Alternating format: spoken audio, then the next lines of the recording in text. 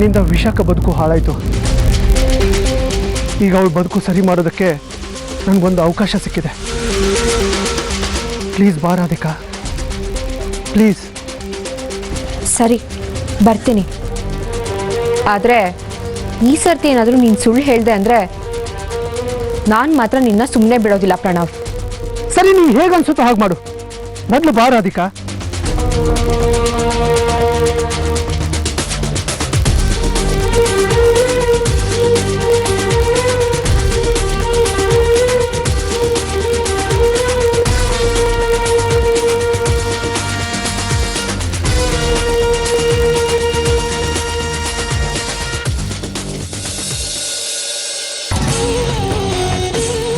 ಇವತ್ತು ನಿನ್ನ ರಕ್ತದ ರುಚಿನ ನನ್ನ ಕಾರಿನ ಚಕ್ರ ನೋಡುತ್ತೆ ರಾಧಿಕಾ. ಸಾಕು, ಇಲ್ಲಿವರೆಗೂ ಸಾವಿನ ಜೊತೆ ಕಣ್ಣ ಮುಚ್ಚಲಾಡಿ ಸಾಕು. ಇವತ್ತಿಗೆ ನಿನ್ನ ಮನೆ ಋಣನ ಮತ್ತು ಧರ್ಮಾಧಿಕಾರಿ ಕುಟುಂಬದ ಋಣನ ಕಡ್ಕೊಂಡ್ಬಿಡು. ಯಾಕೆಂದ್ರೆ ನಿನ್ನ ಕತೆ ಮುಗೀತು.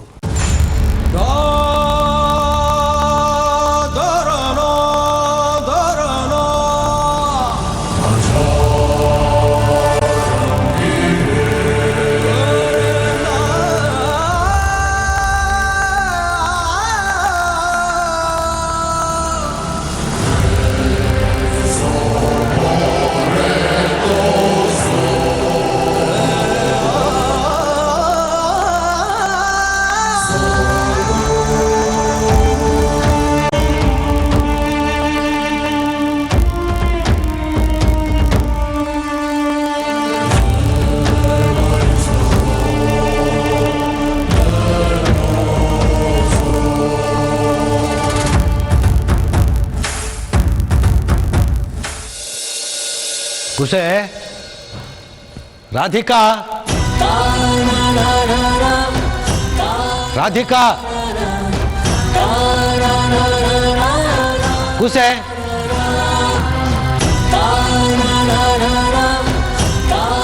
ಅಮ್ಮ, ಮನೆ ಎಲ್ಲ ಹುಡುಕ್ಬಿಟ್ಟೆ. ಈ ಹುಡುಗಿ ಮನೇಲಂತೂ ಇಲ್ಲ. ನಾನು ಹೇಳಿದ್ದೀನಿ ತಾನೇ ಒಬ್ಬಳು ಎಲ್ಲೋ ಹೋಗೋದು ಬೇಡ ಅಂತ. ಇಲ್ಲೇ ಎಲ್ಲೋ ದೇವಸ್ಥಾನಕ್ಕೆ ಹೋಗಿರ್ಬೋದು, ಹೋಗಿ ನೋಡಪ್ಪ. ಅಮ್ಮ, ಅವಾಗಲೇ ಏನಾಗಿದೆ ಅಂತ ಗೊತ್ತು ತಾನೆ ನಿಮಗೆ? ಯಾರೋ ಬಂದು ಹೆದರಿಸ್ಬಿಟ್ಟು ಹೋಗಿದ್ದಾನೆ. ಮತ್ತೆ ಅವನೇ ಈ ಹುಡುಗಿಗೆ ಸಿಕ್ಕಿದ್ರೆ ಏನು ಮಾಡಬೇಕು?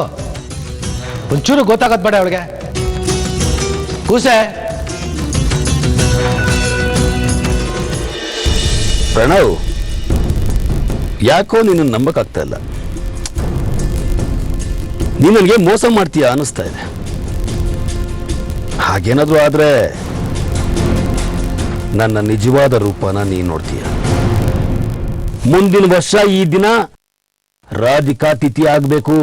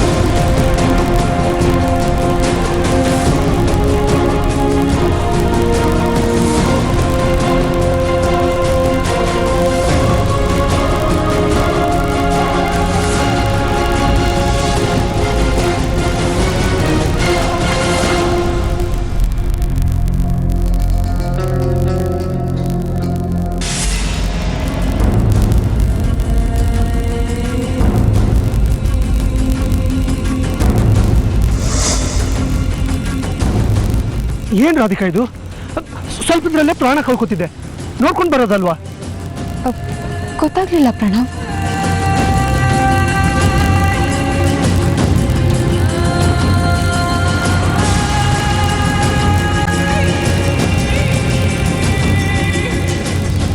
ಹೀಗೆ ರಾಧಿಕಾ, ಪ್ರಾಣ ಯಾವಾಗಿರುತ್ತೆ ಯಾವಾಗ ಹೋಗುತ್ತೆ ಅಂತ ಗೊತ್ತೇ ಆಗೋದಿಲ್ಲ.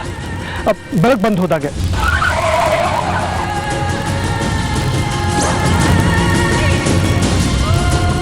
ವಿಶಾಖ ವಿಷಯ ಏನಾಯ್ತು? ಎಲ್ಲಿದ್ದಾಳೆ ಅವಳು?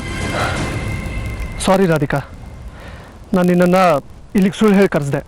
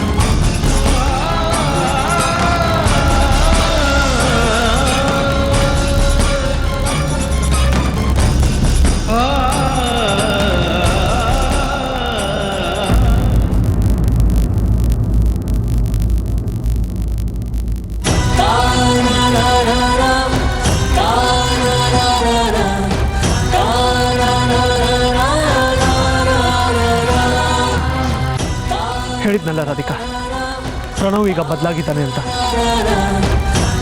ಹಳೆ ಪ್ರಣವ್ ಸತ್ತು ತುಂಬ ದಿನಗಳಾಯಿತು. ನಿನ್ನಂಥವ್ರನ್ನ ಕಾಡೋದ್ರಿಂದ ನನಗೆ ನೋವೇ ಸಿಗ್ತಿದೆ. ತುಂಬ ಪಾಪ ಮಾಡಿದ್ದೀನಿ ರಾಧಿಕಾ. ನನ್ನ ಪಾಪನ ಕಳ್ಕೊಳ್ಳೋದಕ್ಕೆ ದೇವರು ಒಂದು ಅವಕಾಶ ಕೊಟ್ಟ. ನಿನ್ನನ್ನು ಕೊಲ್ಲೋಕೆ ಬಂದಿರೋದ್ರಿಂದ ನಿನ್ನನ್ನು ಕಾಪಾಡಿ ನನ್ನ ಪಾಪ ತೊಳ್ಕೊಂಡೆ. ಏನು ಹೊಸ ಕತೆ ಕಟ್ತಾ ಇದೆಯಾ? ನಿಜ ಹೇಳ್ತಿದ್ದೀನಿ ರಾಧಿಕಾ, ನಿನ್ನನ್ನು ಕೊಲ್ಲೋಕ್ಕಂತಾನೆ ಆ ವೆಹಿಕಲ್ ಬಂದಿದ್ದು. ಅದು ಗೊತ್ತಾಗೆ ನಾನು ನಿನ್ನ ಕಾಪಾಡಿದ್ದು. ನಾನು ನಿನ್ನ ನಂಬಲ್ಲ ಪ್ರಣವ್. ಈಗ ವಿಶಾಖ ವಿಷಯ ಏನಾಯ್ತು ಅಂತ ಹೇಳು. ವಿಶಾಖನ ಬಗ್ಗೆ ನಿಂಗೆ ಎಷ್ಟು ಗೊತ್ತು ಅಷ್ಟೇ ನನಗೂ ಗೊತ್ತು. ಐಮ್ ಸಾರಿ ರಾಧಿಕಾ, ಬಟ್ ಮುಂದೆ ಒಂದ್ಸಲ ಅವಕಾಶ ಸಿಕ್ಕರೆ ಖಂಡಿತ ಅವಳನ್ನ ಕಾಪಾಡ್ತೀನಿ. ರಾಧಿಕಾ, ನನ್ನ ಮೇಲೆ ನಂಬಿಕೆ ಇಲ್ವಾ? ಇಲ್ಲಿ ನೋಡು, ನಿನ್ನನ್ನು ಕೊಲ್ಲೋಕ್ಕಂತಾನೆ ಕೊಟ್ಟಿರೋ ಸುಪಾರಿ ದುಡ್ಡಿದು.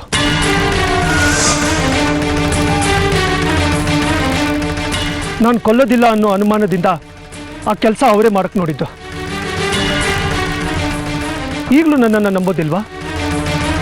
ನಿನಗೆ ಸಹಾಯ ಮಾಡೋದ್ರ ಮೂಲಕ ನನ್ನ ಜೀವನದಲ್ಲಿ ನಾನು ಒಂದು ಒಳ್ಳೆ ಕೆಲಸ ಮಾಡಿದೆ ಅಂತ ಹೆಮ್ಮೆ ಪಡ್ತೀನಿ. ಈ ಖುಷಿ ಮುಂದೆ ಈ ದುಡ್ಡು ಈ ಪ್ರಣವ್ಗೆ ಲೆಕ್ಕನೇ ಅಲ್ಲ.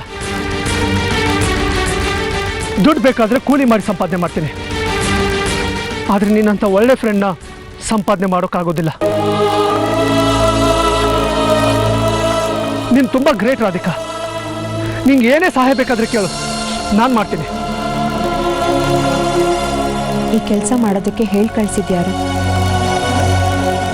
ಆ ಶಾಂತನು.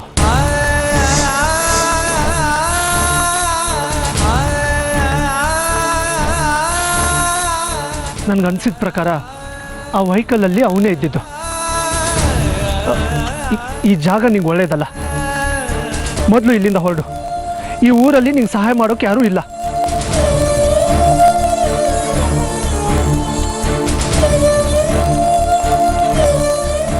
ಮುಂದೆ ನಿನಗೆ ಒಳ್ಳೆ ದಿನಗಳು ಬಂದೇ ಬರುತ್ತೆ. ದೇವರು ನನ್ನಂಥನಿಗೆ ಒಳ್ಳೆ ಬುದ್ಧಿ ಕೊಟ್ಟಿರುವಾಗ ನಿನ್ನಂಥನಿಗೆ ದ್ರೋಹ ಮಾಡೋಕ್ಕೆ ಹೇಗೆ ಸಾಧ್ಯ? ಯಾರನ್ನೂ ನಂಬೇಡ.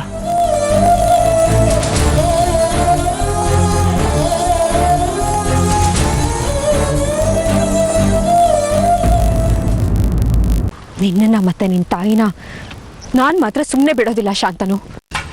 ನೀ ಅದೇನು ಮಾಡ್ಕೋತೀಯೋ ಮಾಡ್ಕೋ, ನಾನು ನಿನಗೆ ತಕ್ಕ ಪಾಠನ ಕಲಿಸ್ತೀನಿ.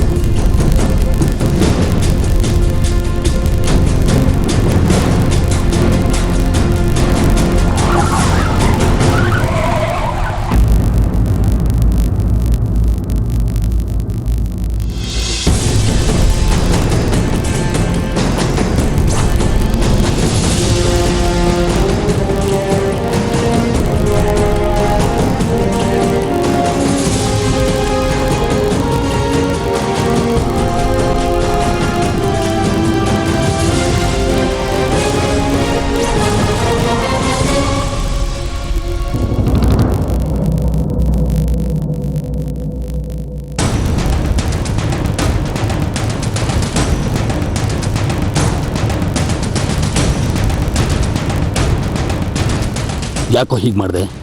ನಾನು ನಿನ್ನ ಕೈಲಿ ಸುಳ್ಳು ಕೊಟ್ಟೆ ತಾನೆ? ಯಾಕೆ ಹೀಗೆ ಮಾಡಿದೆ? ಬಿಡು ಶಾಂತನು.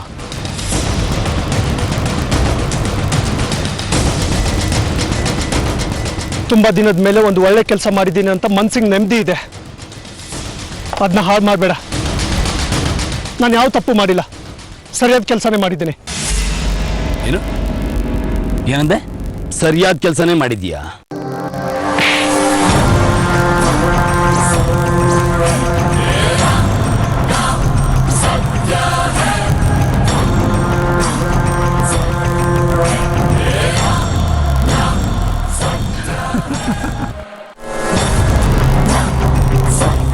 ರಾಧಿಕನ್ಗೋಸ್ಕರ ಒಂದೆರಡು ಏಟು ತಿಂದರೂ ಪರವಾಗಿಲ್ಲ. ಅವ್ರು ತುಂಬ ಒಳ್ಳೆಯವರು. ಒಳ್ಳೆಯವರಿಗೆ ಬದುಕೋ ಹಕ್ಕಿದೆ. ಹುಚ್ಚಿನ ಥರ ಮಾತಾಡಬೇಡ. ನನ್ನ ಆಸೆ ಎಲ್ಲ ಹಾಳು ಮಾಡಿಬಿಟ್ಟೆ. ನಿನ್ನ ಹಳೆ ರೆಕಾರ್ಡ್ಸ್ ಎಲ್ಲ ನನ್ನ ಹತ್ರ ಇದೆ. ಪೊಲೀಸ್ನವ್ರಿಗೆ ರಿಓಪನ್ ಮಾಡಿಸ್ತೀನಿ, ನೋಡ್ತೀಯಾ? ಒಬ್ಬ ಕಳ್ಳ ಇನ್ನೊಬ್ಬ ಕಳ್ಳನಿಗೆ ಹೆದರ್ಸ್ದಂಗಾಯ್ತು. ದಡ್ಡನ್ ಥರ ಮಾತಾಡ್ತಿದ್ಯಲ್ಲ. ನನ್ನ ಬಗ್ಗೆ ಪೊಲೀಸರಿಗೆ ಹೇಳಿದ್ರೆ ಅಥವಾ ನನ್ನ ಕೇಸ್ ರಿಓಪನ್ ಮಾಡಿಸಿದ್ರೆ ಖಂಡಿತ ಒಂದು 10 ವರ್ಷ ಜೈಲು ಶಿಕ್ಷೆ ಆಗ್ಬಹುದು. ಒಂದು ವೇಳೆ ನಾನು ನಿನ್ನ ವಿರುದ್ಧವಾಗಿ ತಿರುಗಿ ಬಿದ್ದರೆ ನಿನ್ನ ಕತೆ ಏನಾಗುತ್ತೆ ಅಂತ ಯೋಚನೆ ಮಾಡಿದ್ಯಾ? ಏನ್ ಹೆದರ್ಸ್ತಾ ಇದೀಯಾ? ನನ್ನ ಕಣ್ಣಿಗೆ ನೀನು ಕುನ್ನಿ ತರ ಕಾಣಿಸ್ತಾ ಇದೆಯೋ? ಹೊಸಕ್ಕಾಕ್ಬಿಡ್ತೀನಿ. ಗೊತ್ತು ಶಾಂತನು. ಅದಕ್ಕೆ ನಮ್ಮಂಥ ಚಿಲ್ಲರೆ ಹುಡುಗರ ಹತ್ರ ನಿಮ್ಮಂಥವ್ರು ವ್ಯವಹಾರ ಇಟ್ಕೋಬಾರ್ದು. ಯಾವಾಗ ಹೇಗೆ ಕೈ ಕೊಡ್ತೀವಿ ಅಂತ ಹೇಳೋದಕ್ಕಾಗೋದಿಲ್ಲ. ರಾಧಿಕನ್ಗೆ ಸಹಾಯ ಮಾಡ್ಬೇಕನ್ನಿಸ್ತು, ಮಾಡಿದೆ ಅಷ್ಟೇ. ಇನ್ನು ನಿನ್ನ ದಾರಿ ನಿನಗೆ, ನನ್ನ ದಾರಿ ನನಗೆ. ನೋಡು, ನನ್ನ ಹಳೆ ವಿಷಯಗಳನ್ನೆಲ್ಲ ಪೊಲೀಸವರಿಗೆ ಹೇಳೋಕೆ ಹೋಗ್ಬೇಡ. ಯಾಕಂದರೆ ನನ್ನ ನಿನ್ನ ಮಧ್ಯದಲ್ಲಿ ನಡೆದಿರೋ ಡೀಲು ವಿಡಿಯೋ ರೆಕಾರ್ಡ್ ಆಗಿರಬಹುದಲ್ವಾ? ಸುಮ್ಮನೆ ಹೇಳಿದೆ, ಯಾಕೆ ಭಯ ಪಡ್ತಿದ್ದೀಯಾ?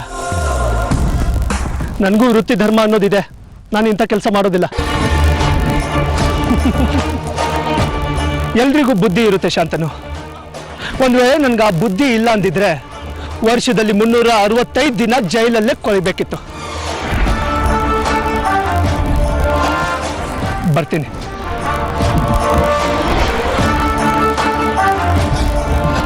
ಏಯ್, ನಿಂತ್ಕೋ.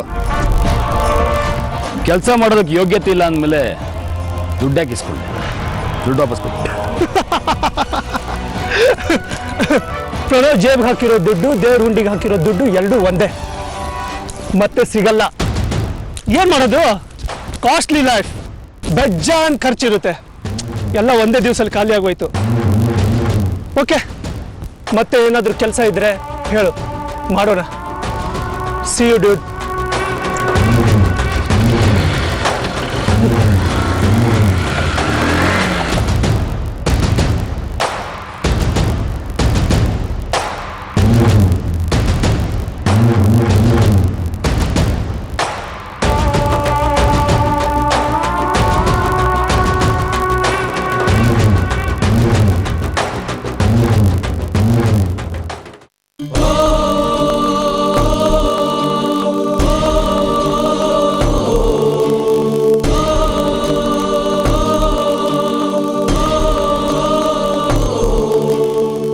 ಎಲ್ಲೋಗಿದ್ದೆಮ್ಮ? ನಾವು ಮನೆಯವರೆಲ್ಲ ಎಷ್ಟು ಗಾಬರಿ ಆಗಿದ್ವಿ ಗೊತ್ತಾ?